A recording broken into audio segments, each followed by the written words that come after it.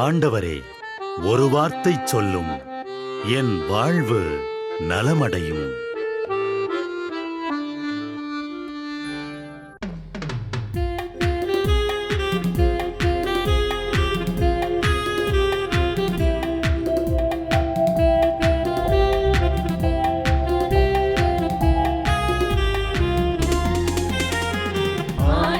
வார்த்தை வல்லமை தருவது அல்லேலூயா.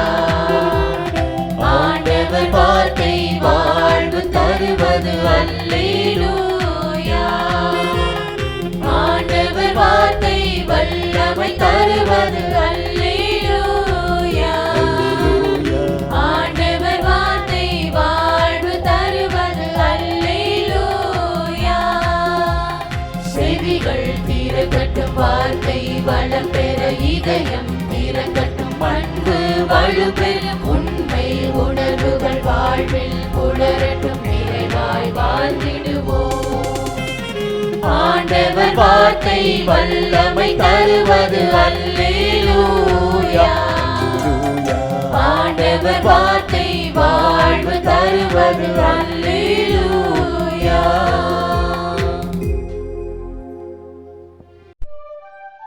திருப்பாடல் 100. அனைத்துலகோரே, ஆண்டவரை ஆர்ப்பரித்து வாழ்த்துங்கள்.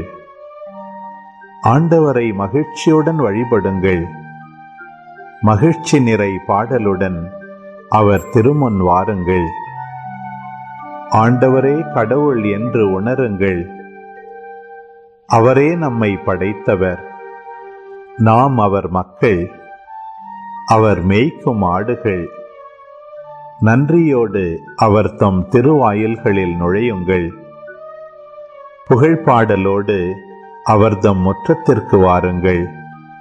அவருக்கு நன்றி செலுத்தி அவர் பெயரை போற்றுங்கள். ஏனெனில் ஆண்டவர் நல்லவர், என்றும் உள்ளது அவர்தம் பேரன்பு. தலைமுறை தோறும் அவர் நம்பத்தக்கவர். நாம இன்னைக்கு ரொம்பவே பழமையான ஆனா இன்னைக்கும் ரொம்ப பொருத்தமான ஒரு வேத பகுதியை அலசி ஆராய போறோம். இது எரேமியா புத்தகத்திலிருந்து வருது. கீழ்ப்படிதல்னா என்ன, அதை புறக்கணிக்கும் போது ஒரு சமூகத்துக்கு என்ன ஆகும்னு ரொம்ப ஆழமா பேசுது. இது ஏதோ பழங்குதுன்னு நினைக்க வேண்டாம். இதுல இருந்து நம்ம கத்துக்க வேண்டிய பாடங்கள் நிறையவே இருக்கு. வாங்க இந்த விஷயத்துக்குள்ள ஆழமா போலாம். சரி, நாம ஒரு முக்கியமான கேள்வியோட ஆரம்பிக்கலாம். ஒரு சமூகம்னு வச்சுக்கோங்களேன், அவங்க காது கொடுத்து கேட்கறதையே நிறுத்திட்டா என்ன ஆகும்? வழிகாட்டுதல்களையோ உண்மைகளையோ அவங்க புறக்கணிச்சா என்ன நடக்கும்? இந்த கேள்விக்கான பதில தேடுறது தான் இந்த முழு பகுதியோட நோக்கமே. இந்த கதை முழுக்க ஒரு ரொம்ப சிம்பிளான கட்டளையில இருந்து தான் தொடங்குது. இது வெறும் சட்டம் மட்டும் இல்ல, இஸ்ரேல் மக்களுக்கு கடவுள் கொடுத்த ஒரு வாக்குறுதி. சொல்லப்போனா அவங்களோட எதிர்காலத்தையே தீர்மானிக்க போற ஒரு உறவோட முதல் புள்ளி இதுதான். இப்போ நீங்க பாக்குற இந்த வார்த்தைகள் தான் அந்த உடன்படிக்கையோட இதயம். ரொம்ப சிம்பிள். என் குரலுக்கு காது கொடுங்க. அப்படி செஞ்சா நான் உங்க கடவுளா இருப்பேன், நீங்க என் மக்களா இருப்பீங்க. இது ஒரு கட்டளையை விட ஒரு அன்பான அழைப்பு மாதிரி இருக்கு இல்லையா? ஒரு ஆழமான உறவுக்கான ஒரு திறவுகோல் இது. வாக்குறுதி ரொம்ப தெளிவா இருந்துச்சு. நான் காட்டுற வழியில மட்டும் நடந்தா போதும், நீங்க நல்லா இருப்பீங்க, செழிப்பா இருப்பீங்கன்னு சொல்லப்படுது. அதாவது கீழ்ப்படுகிறதுங்கிறது இங்க ஒரு சுமையா சொல்லப்படல, அது ஒரு வளமான வாழ்க்கைக்கான வழிகாட்டுதலா தான் சொல்லப்பட்டிருக்கு. சரி, இவ்வளவு அற்புதமான ஒரு வாக்குறுதிக்கு ஜனங்களோட பதில் என்னவா இருந்துச்சு? அவங்க அதை ஏத்துக்கிட்டாங்களா இல்ல புறக்கணிச்சாங்களா? அடுத்து நாம பார்க்க போறது கொஞ்சம் அதிர்ச்சியா இருக்கலாம். வேதம் என்ன சொல்லுதுன்னா, அவங்க அதை கேட்கவே இல்ல, கவனிக்கவும் இல்ல. அதுக்கு பதிலா அவங்களோட பிடிவாதமான தீய எண்ணங்கள் என்ன சொல்லுச்சோ அதன்படிதான் நடந்தாங்க. பாருங்க, எவ்வளோ சோகமான ஒரு திருப்பம் இது. இந்த ஸ்லைடு அந்த முரண்பாட்டை ரொம்ப அழகா காட்டுது. அவங்களுக்கு கொடுக்கப்பட்ட கட்டளை முன்னோக்கி போங்க, ஆனா அவங்க செஞ்சது என்ன? நேர் எதிரா பின்னோக்கி போனாங்க. இது தெரியாம செஞ்ச தப்பு மாதிரி தெரியல, இது வேணும்னு எடுத்த ஒரு முடிவு மாதிரி இருக்கு. இங்க நாம புரிஞ்சுக்க வேண்டிய மிக முக்கியமான விஷயம் என்னன்னா, இது ஏதோ ஒரு முறை செஞ்ச தப்பு கிடையாது. தொடர்ந்து எச்சரிக்கைகள் கொடுக்கப்பட்டும் அவங்க தங்களோட வழியை மாத்திக்கவே இல்லை. இதுதான் இந்த கதையோட ரொம்பவே துயரமான ஒரு பகுதி. அவங்களோட முன்னோர்கள் எகிப்து விட்டு வெளியே வந்த அந்த நாள்ல இருந்து கடவுள் தொடர்ந்து தீர்க்கதரிசிகளை அனுப்பி அவங்கள சரிப்படுத்த முயற்சி செஞ்சிருக்கார். இந்த நீண்ட காலத்தை பார்க்கும்போது கடவுளோட பொறுமையும் கருணையும் எவ்வளவு பெருசுன்னு நம்மால புரிஞ்சுக்க முடியுது. இந்த வார்த்தைகளை கொஞ்சம் கவனிங்க. ஒவ்வொரு நாளும் தொடர்ந்து என் ஊழியர்களை உங்களிடம் அனுப்பியுள்ளேன். இதுல கடவுளோட இடைவிடாத முயற்சியும் மக்கள் மேல அவருக்கு இருந்த அக்கறையும் நல்லாவே தெரியுது. அவங்க கேட்கலைங்கிறது மட்டும் இல்ல, ஒவ்வொரு தலைமுறை போக போக அவங்களோட கீழ்ப்படியாமை இன்னும் மோசமாயிட்டே போயிருக்கு. இந்த வரி முரட்டு பிடிவாதம் கொண்டு தங்கள் மூதாதையரை விட அதிக தீச்செயல் செய்தனர்னு சொல்றது உண்மையிலேயே நம்மள அதிர்ச்சிக்குள்ளாக்குது. இப்போ நாம கதையோட கடைசி பகுதிக்கு வந்திருக்கோம். இவ்ளோ நாள் கீழ்ப்படியாம இருந்ததோட விளைவா என்ன ஒரு பேரழிவான தீர்ப்பு கொடுக்கப்பட்டதுன்னு பார்க்கலாம். இது நமக்கும் ஒரு முக்கியமான எச்சரிக்கையா இருக்கலாம். கடவுள் எரேமியா கிட்ட சொல்றார், நீ அவங்கள கூப்பிடுவ, ஆனா அவங்க பதில் சொல்ல மாட்டாங்க. நினைச்சு பாருங்க, மக்கள் இனிமே கேட்கிற திறனைய முழுசா இழந்துட்டாங்கன்னு சொல்றது எவ்வளவு ஒரு சோகமான விஷயம். கடைசியில இந்த மக்கள் இப்படிதான் வரையறுக்கப்படுறாங்க. கடவுளோட குரலை கேளாத, தண்டிச்சும் திருந்தாத ஒரு இனம். அவங்களோட கீழ்ப்படியாமையே அவங்களோட அடையாளமா மாறிப்போச்சு. இந்த கதையோட கடைசி ரொம்ப கடுமையான முடிவு இதுதான். உண்மை அழிந்து போயிற்று. இது ஏதோ சின்ன கருத்து வேறுபாடு இல்லைங்க, உண்மையே முழுசா அழிஞ்சு போச்சு. இது ஒரு சமூகத்தோட ஆன்மீக மரணம் கூட சொல்லலாம். இந்த வரி இன்னும் ஆழமானது. அது அவர்கள் வாயிலிருந்து அகன்று போயிற்று. அதாவது உண்மைங்கிறது இனிமே பேசப்படக்கூடாது, சிந்திக்கப்படக்கூடாது. அது அவங்க வாழ்க்கையில ஒரு பகுதியாவே இல்லாம போயிடுச்சு. இது நம்ம எல்லாரையும் ஒரு முக்கியமான கேள்வியோட விட்டுட்டு போகுது. இப்படி முழுசா அழிஞ்சு போன ஒரு உண்மைய திரும்பவும் கண்டுபிடிக்க முடியுமா? கேட்கிற திறனையே இழந்த ஒரு சமூகம் எப்படி மறுபடியும் உண்மையை கண்டுபிடிக்கும்? இந்த கேள்விக்கான பதில நம்ம ஒவ்வொருத்தரும் நம்ம வாழ்க்கையில தேட வேண்டியிருக்கு. இந்த சிந்தனையோட இன்னைக்கு இதை நிறைவு செய்றேன். திருப்பாடல் 57. கடவுளே, எனக்கு இரங்கும், எனக்கு இரங்கும். நான் உம்மிடம் தஞ்சம் புகுகின்றேன். இடர் நீங்கும் வரை உம் இறக்கைகளின் நிழலையே எனக்கு புகலிடமாக கொண்டுள்ளேன். உன்னதரான கடவுளை நோக்கி, எனக்காக யாவையும் செய்து முடிக்கும் இறைவனை நோக்கியே நான் மன்றாடுகின்றேன். வானகத்தினின்று அவர் எனக்கு உதவி அனுப்பி என்னை காத்தருள்வார். என்னை நசுக்குவோரை இழிவுபடுத்துவார். கடவுள் தம் பேரன்பையும் வாக்கு பிறழாமையையும் வெளிப்படுத்துவார். மனிதரை வெறியோடு விழுங்கும் சிங்கங்கள் போன்றவரிடையே நான் கிடக்கின்றேன். அவர்களின் பற்கள் ஈட்டியும் அம்பும் போன்றவை. அவர்களின் நா கூர்மையான வாள் போன்றது. கடவுளே, வானங்களுக்கு மேலாக நீர் உயர்த்த பெறுவீராக. பாரெங்கும் உமது மாட்சி விளங்குவதாக. நான் நடக்கும் வழியில் எனக்கு கண்ணி வைக்கின்றனர். நான் மனமொடிந்து போனேன். என் பாதையில் குழி வெட்டினர். அவர்களே அதில் விழுந்தனர். என் உள்ளம் உறுதியாயிருக்கின்றது. கடவுளே, என் உள்ளம் உறுதியாயிருக்கின்றது. நான் பாடுவேன், உம்மை புகழ்ந்து பாடுவேன். என் நெஞ்சே விழித்தெழு. வீணையே, யாழே, விழித்தெழுங்கள். வைகரையை நான் விழித்தெழச் செய்வேன். என் தலைவரே, மக்களினங்களிடையே உமக்கு நன்றி செலுத்துவேன். எல்லா இனத்தாரிடையேயும் உம்மை புகழ்ந்து பாடுவேன். ஆண்டவரே, உமது பேரன்பு வானளவு உயர்ந்துள்ளது. உமது வாக்கு பிறழாமை முகில்களை தொடுகின்றது. கடவுளே, வானங்களுக்கு மேலாக நீர் உயர்வு பெறுவீராக. பாரெங்கும் உமது மாட்சி விளங்குவதாக. ஒரே தப்ப திரும்ப திரும்ப செஞ்சு ஒரு வட்டத்துக்குள்ளே மாட்டிக்கிட்ட மாதிரி உங்களுக்கு எப்போதாவது தோணிருக்கா? இன்னைக்கு நம்ம பார்க்க போற கதை சரியா இதே மாதிரி ஒரு சூழல்ல சிக்கியிருந்த மக்களை பத்தினதுதான். ஆனா அதுலேருந்து அவங்க எப்படி ஒரு ஆச்சரியமான வழியில வெளியே வந்தாங்கன்னு நம்ம ஆழமா பார்க்க போறோம். இது ஒரு பக்கம் கடவுளோட கட்டளை, இன்னொரு பக்கம் ஒரு பெரிய மோதல். இத பத்தின ஒரு கதை தான். வாங்க எரேமியா புத்தகத்திலிருந்து வர்ற இந்த ஒரு வரியோட ஆரம்பிக்கலாம். பாருங்க, இது வெறும் ஒரு சட்டம் இல்ல, இது ஒரு அன்பான அழைப்பு. என் பேச்ச கேளுங்க, நான் உங்க கடவுளா இருப்பேன் அப்படின்னு இறைவன் சொல்ற மாதிரி இருக்கு. இது ஒரு டீல் இல்ல, இது ஒரு உறவுக்கான இன்விடேஷன். அப்போ இறைவன் தம் மக்களுக்கு கொடுத்த அந்த சிம்பிளான வாக்குறுதி அது என்ன? வாங்க அதை இன்னும் கொஞ்சம் க்ளோஸா பார்க்கலாம். இந்த உடன்படிக்கையோட சிம்பிளிசிட்டியை பாருங்களேன். எந்த விதமான சிக்கலான சடங்குகளும் இல்ல, மறைக்கப்பட்ட ரூல்ஸும் இல்ல. ரொம்ப நேரடியா, என் பேச்சை கேளுங்க, நான் உங்க கடவுளா இருப்பேன், நீங்க ஏன் மக்களா இருப்பீங்க, ஏன் கட்டளைகளை பின்பற்றுங்க, உங்களுக்கு நல்லது நடக்கும். இது எவ்வளவு சிம்பிளான ஒரு வாக்குறுதி. இது ஒரு அன்பான உறவை ரொம்ப அழகா காட்டுது இல்லையா? ஆனா இங்கதான் கதையில ஒரு சோகமான ட்விஸ்ட் வருது. இவ்ளோ சிம்பிளான அழகான ஒரு வாக்குறுதி இருந்தும் அந்த மக்கள் அவங்க வேற ஒரு பாதையை தேர்ந்தெடுத்தாங்க. இது கேட்கவே கஷ்டமா இருக்கு இல்லையா? இறைவன் அவங்க கிட்ட பேச கை நீட்டினா அவங்க முகத்தையே திருப்பிக்கிட்டாங்க. அவர் சொல்றத காது கொடுத்து கேட்க கூட அவங்க தயாரா இல்ல. இத இப்படி யோசிச்சு பாருங்களேன். நீங்க ஒரு பிரகாசமான வெளிச்சமான இடத்த நோக்கி நடந்து போயிட்டு இருக்கீங்க. ஆனா திடீர்னு முன்னாடி போறத விட்டுட்டு திரும்பி இருட்ட நோக்கி நடக்க ஆரம்பிச்சா எப்படி இருக்கும்? இந்த மக்கள் தான் அதை செஞ்சாங்க. அவங்க வெளிச்சத்தை விட இருட்ட தேர்ந்தெடுத்தாங்க. இந்த டைம்லைனை பாருங்க. இது ஒரே நாள்ல நடக்கல. விடுதலை பயணத்துல ஆரம்பிச்சது. கடவுள் தொடர்ந்து அவங்களை எச்சரிக்கிறதுக்காக தீர்க்கதரிசிகளை அனுப்பிக்கிட்டே இருந்தாரு. ஆனா தலைமுறைகள் போக போக அவங்களோட பிடிவாதம் இன்னும் அதிகமாகுதே தவிர குறையல. எரேமியாவோட காலத்துல பார்த்தா அவங்க முன்னோர்களை விட மோசமா நடந்துகிட்டாங்க. இது தலைமுறையா தொடர்ந்த ஒரு பிடிவாதத்தோட கதை. கடைசியா எரேமியா சொல்ற இந்த வார்த்தைகள் ரொம்பவே மனசை நொறுக்கிற மாதிரி இருக்கு. அவர் என்ன சொல்றாருன்னா, இந்த இனம் கடவுளோட குரலை கேட்கல, திருந்தவும் இல்ல, உண்மை அழிஞ்சு போச்சு, அது அவங்க வாயில இருந்தே போயிடுச்சு. பாருங்க, பாதை மாறி போன ஒரு மக்களை பத்தி இதை விட ஒரு மோசமான தீர்ப்பை சொல்லவே முடியாது. அப்போ இதுதான் முடிவா? உண்மை அழிஞ்சு போச்சுன்னா அப்புறம் நம்பிக்கை எங்க இருக்கு? வழி தவறி போன இந்த மக்களுக்கு எந்த ஒரு ஹோப்பும் இல்லையா? இங்கதான் நம்ம கதை ஒரு செம ட்விஸ்ட் எடுக்குது. ஞாபகம் இருக்கா மக்கள் எப்படி கீழ்ப்படியாமங்கிற ஒரு வட்டத்துல மாட்டிக்கிட்டு இருந்தாங்கன்னு?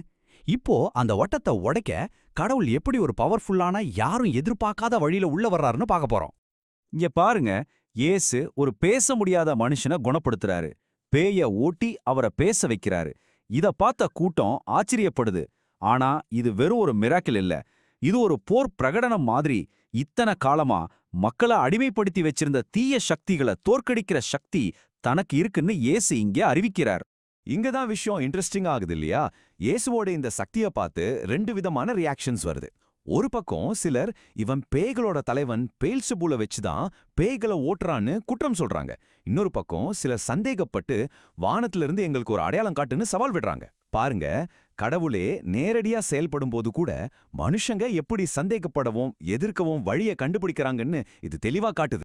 இந்த குற்றச்சாட்டுகளுக்கு இயேசு எப்படி பதில் சொல்றாரு தெரியுமா? அவர் இன்னொரு அற்புதம் செஞ்சு காட்டல. அதுக்கு பதிலா அவங்க லாஜிக்கே தலைகீழா புரட்டி போடுற மாதிரி ஒரு சிம்பிளான கேள்வியே கேட்கிறாரு. இயேசுவோட பதில் ரொம்ப சிம்பிள் அண்ட் பவர்ஃபுல். தனக்குள்ளேயே பிளவுபடுற எந்த ராஜ்யமும் அழிஞ்சு போகும், பிளவுபடுற வீடும் விழுந்துடும். அவர் கேட்கறது என்னன்னா, நான் சாத்தானோட ஆளா இருந்தா நான் ஏன் சாத்தானுக்கு எதிராவே போராடணும்? அதுக்கு ஏதாவது அர்த்தம் இருக்கா? அவங்க குற்றச்சாட்டு தப்பு மட்டும் இல்ல, அது லாஜிக்கலா ஒரு முட்டாள்தனம்னு அவங்களுக்கு புரிய வைக்கிறார். சரி, இயேசு இறையாட்சி அப்படின்னு சொல்றாரே, அப்படின்னா என்ன? அது ஏதோ தங்க வீதிகள் முத்துவாசல் இருக்கிற ஒரு இடம் கிடையாது. அது கடவுளோட சக்தி இந்த உலகத்துல ஆக்டிவா வேலை செஞ்சு தீமையை ஜெயிக்கும்போது வர்ற ஒரு புது யதார்த்தம். நம்ம உலகத்துக்குள்ளேயே வந்து எல்லாத்தையும் மாத்த போற ஒரு பவர்ஃபுல்லான சக்தி. இப்பதான் அந்த பாம்ஷெல் அனௌன்ஸ்மெண்ட் வருது. இயேசு சொல்றாரு, நான் கடவுளோட சக்தியால பேய்களை ஓட்டுறேன்னா அப்போ இறையாட்சி உங்ககிட்ட ஏற்கனவே வந்துடுச்சுன்னு அர்த்தம். யோசிச்சு பாருங்க, இது எவ்வளவு பெரிய விஷயம். இது எல்லாத்தையும் மாத்தக்கூடிய ஒரு அறிவிப்பு. இத புரிய வைக்க இயேசு ஒரு சின்ன கதை சொல்றாரு. ஒரு பலமான ஆள் ஃபுல் ஆர்மரோட தன்னோட அரண்மனையை பாதுகாத்துட்டு இருக்கான். அப்போ அவனோட பொருட்கள் எல்லாம் சேஃபா இருக்கும் இல்லையா? ஆனா அவனை விட பலமான ஒருத்தன் வந்து அவனை தாக்கி ஜெயிச்சுட்டா என்ன ஆகும்? அவன் நம்பின அந்த ஆர்மரை பிடுங்கிட்டு அவனோட பொருட்களை எல்லாம் எடுத்து பங்கிட்டுக்குவான். இயேசு என்ன சொல்றாருன்னா, நான் தான் அந்த வலிமையானவன், நான் வந்துட்டேன், தீமையோட ராஜ்யத்தை ஜெயிக்க வந்திருக்கேன்னு சொல்றாரு. சரி, இதெல்லாம் நமக்கு என்ன சொல்ல வருது? இது வெறும் ஒரு கதை இல்ல. இயேசு அடுத்து சொல்ல போற விஷயம் இதுல நாம வெறும் ஆடியன்ஸா இருக்க முடியாதுங்கிறத தெளிவா சொல்லுது. நாம ஒரு முடிவெடுக்கணும், ஒரு பக்கத்தை தேர்ந்தெடுத்தே ஆகணும். இந்த ஒரு வரிதான் மொத்த கதையோட திருப்புமுனை. இறையாட்சி உங்களிடம் வந்தாச்சு. இதுக்கப்புறம் எதுவுமே பழைய மாதிரி இருக்காது. The game has changed. இப்போ இயேசுவோட கடைசி வார்த்தைகள் வருது. இது நம்ம ஒவ்வொருத்தருக்குமான ஒரு நேரடியான சவால்.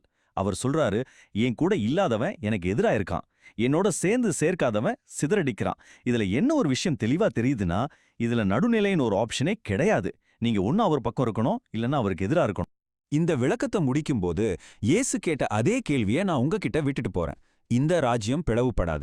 இதுல உங்க நிலைப்பாடு என்ன? நன்மைக்கும் தீமைக்கும் நடுவுல நடக்கிற இந்த பெரிய போராட்டத்துல நீங்க எந்த பக்கம் நிக்கிறீங்க?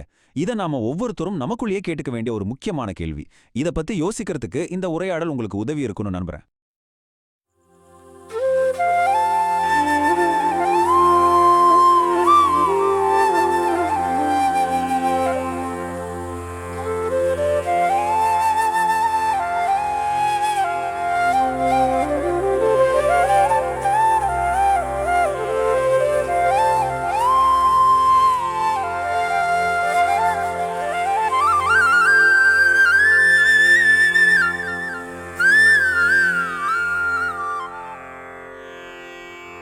தந்தை, மகன், தூய ஆவியின் பெயராலே ஆமென்.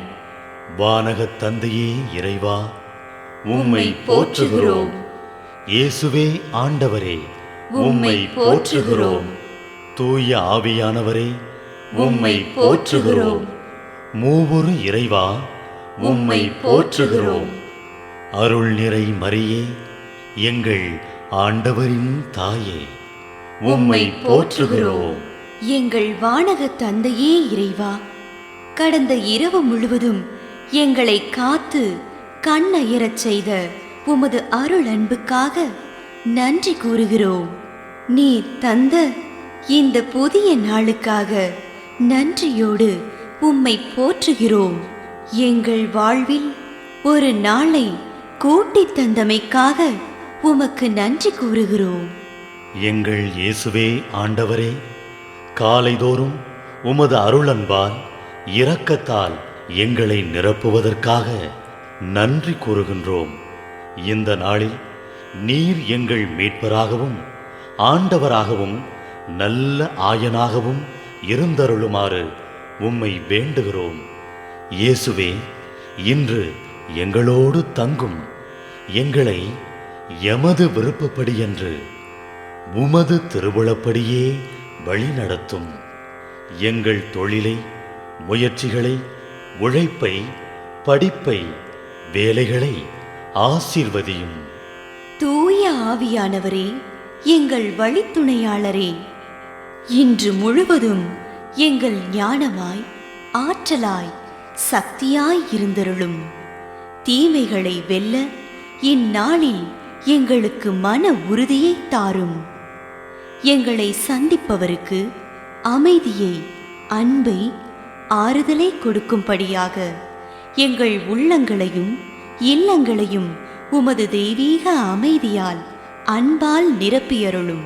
மூவொரு இறைவா, இந்த நாளையும் எங்களையும் எங்கள் எண்ணங்களையும் செயல்பாடுகளையும் பயணங்களையும் ஆசீர்வதியும். நாங்கள் சந்திக்கும் மனிதர்கள், எங்கள் குடும்பத்தார், உற்றார் உறவினர், எங்கள் நண்பர்கள் மற்றும் எல்லோருக்கும் துணையாயிருந்தருளும். மேலும் உடல் நலம் குன்றியோர், துயருறுவோர், கைவிடப்பட்டோர், தனிமையில் வாடுவோர், எளியோர், படிக்கும் மாணாக்கர்கள், ஆசிரிய பெருமக்கள், அரசு அலுவலர்கள், நாட்டுத் தலைவர்கள், விவசாயிகள், கடலில் பணிபுரிவோர், பிற தொழில் செய்வோர், துறவிகள், பங்கு தந்தையர், எங்கள் மறைமாவட்ட ஆயர், ஏனைய ஆயர்கள், திருத்தந்தை ஆகிய அனைவரையும் இக்காலை பொழுதில் உம் திருப்பாதம் ஒப்படைக்கின்றோம். அனைவரையும் ஆசீர்வதித்து பாதுகாத்து வழிநடத்தியருளும். அம்மா மரியே, எங்கள் ஆண்டவரின் தாயே, உம் கருணை மிகு அருட்பார்வை எனும் அடைக்கல கோட்டைக்குள்ளே இன்று முழுவதும் எங்கள் ஒவ்வொருவரையும் அரவணைத்து எந்த சூழ்நிலையிலும் உம்மையும் உம் திருமகன் இயேசுவையும் விட்டு பிரியாதபடி எங்களை பாதுகாத்து வழிநடத்தி அருளும். எங்கள் நல்ல தந்தையே, கேட்டதெல்லாம் கிடைக்கும் என்ற தளராத உறுதியோடும் விசுவாசத்தோடும் எங்கள் அன்னையாம் மரியாளின் பரிந்துரையில் நம்பிக்கை வைத்து இந்த மன்றாட்டுக்களை எங்கள் ஆண்டவராகிய இயேசு கிறிஸ்து வழியாகவும் தூய ஆவியானவர் வழியாகவும் உம்மிடம் சமர்ப்பிக்கின்றோம். எங்கள் வானகத் தந்தையே, போற்றி போற்றி. எங்கள் ஆண்டவராகிய இயேசுவே, போற்றி போற்றி. தூய ஆவியானவரே, போற்றி போற்றி. மூவொரு இறைவா, போற்றி போற்றி என்று போற்றி மகிழும் எங்கள் இதயத்தை உமது தெய்வீக வல்லமையால் நிரப்பி இந்த நாள் முழுவதும் எங்களை பாதுகாத்து வழிநடத்தியருளும் எங்கள் நல்ல தந்தையே, ஆமென்.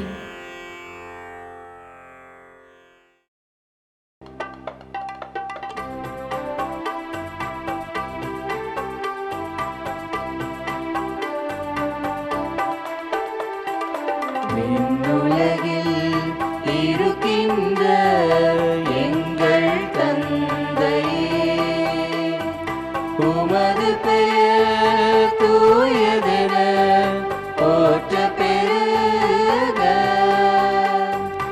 உமது ஆட்சி வருக.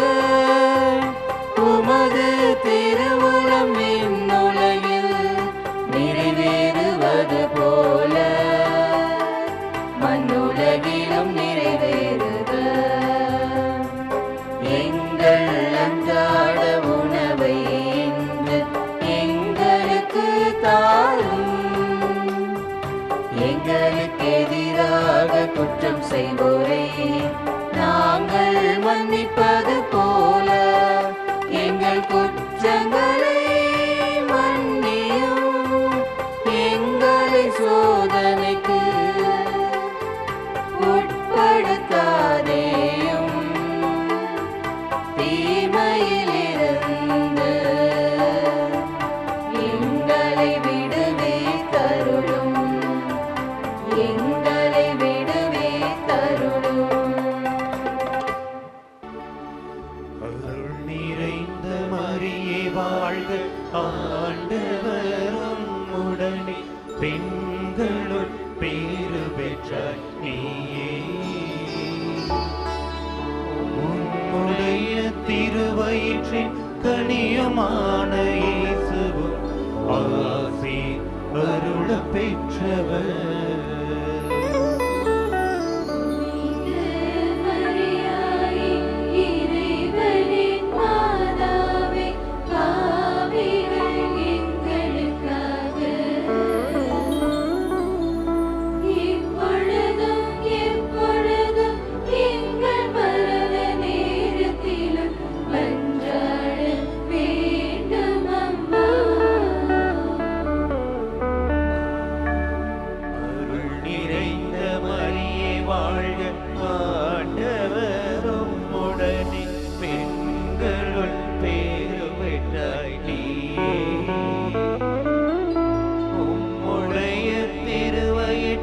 கனியுமான இயேசுவும் ஆசி அருள பெற்றவர்.